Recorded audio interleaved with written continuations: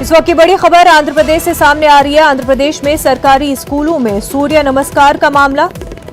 AP के नायब वज़ीर आला ने वज़ीर तालीम को हिदायत दी है।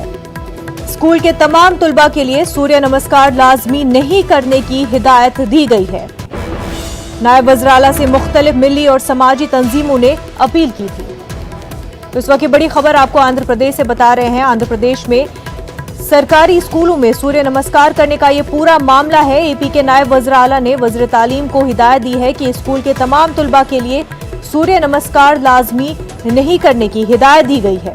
आपको बता दें, नायब वज़ीर आला से मुख्तलिफ मिली और समाजी तंजीमों ने अपील की थी। इससे पहले मुस्लिम पर्सनल लॉ बोर्ड ने भी इस हवाले से अपील की थी और अपनी नाराजगी का इजहार भी किया था कि मुस्लिम तुलबा और तालिबात से सूर्य नमस्कार न किया जाए। वहीं इस हवाले से नायब वज़ीर आला ने वज़ीर तालीम को हिदायत दी है।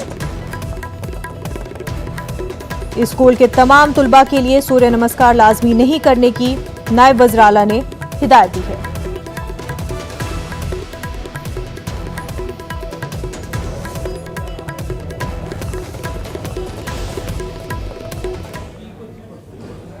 दिल्ली के नायब वज़ीर